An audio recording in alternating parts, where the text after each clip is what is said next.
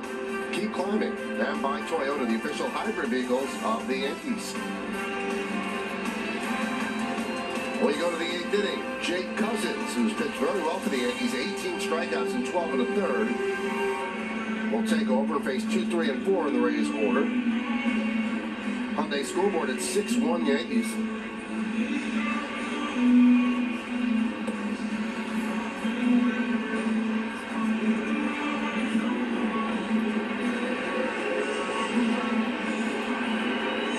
Started off with Isak Paredes.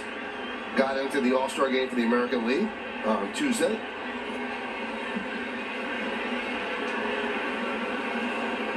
He's 0 for 3 tonight. He's in his first really extended slump, 3 for 31 in his last 10 games. As we mentioned, Cousins has been impressive. Good slider. And there's that slider. Gets past Wells, 1-0. Opponents are 3 for 33 without an extra base hit against that slider.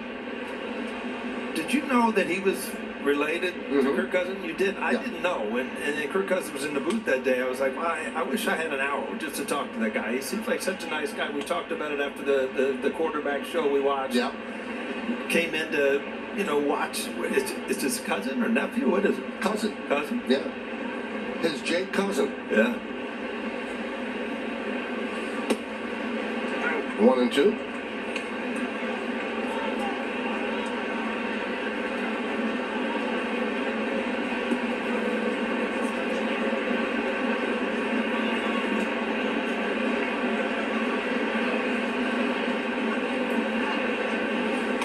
Check swing, foul back.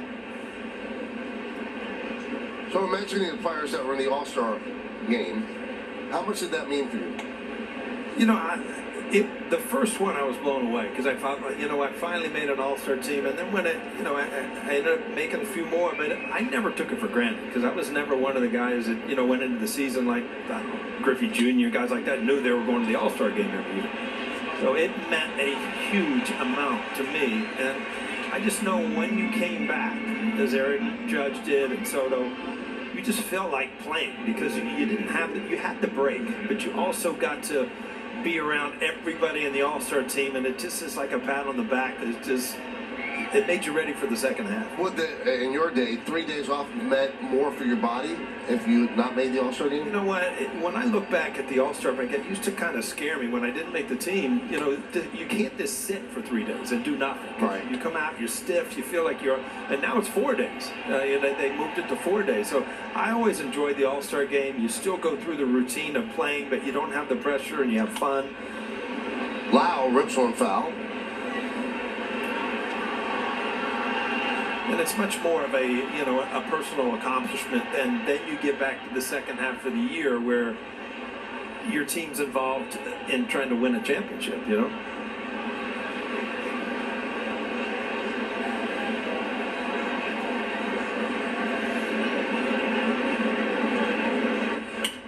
All right, so the first All-Star game you made, that was with the Reds. Yeah, Toronto. Who were you in awe of seeing in that clubhouse? That's back before interleague. Right. So, it was the first time I met Cal Ripken. And I remember they put me in a late edition in the home run derby. And I filled in, and back then you got like 8 outs or something. It wasn't like an hour long like it is now. Fly ball right field. Soto.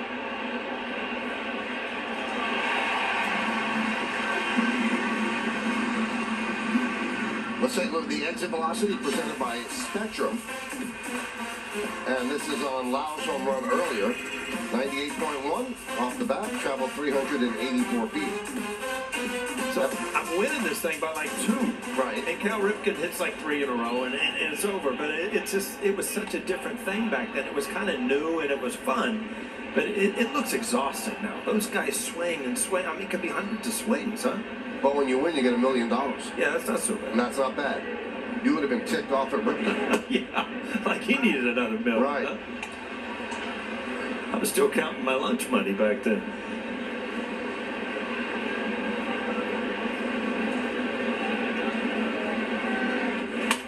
Grounded foul off the bat of a Rosarena, 0-2.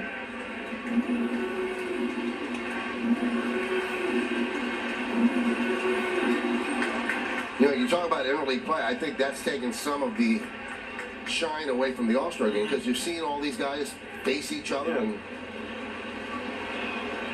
swing and a miss. Strong inning from Jake Cousins as he retires the Rays in order. We'll go to the bottom of the 8th. 6-1 Yanks.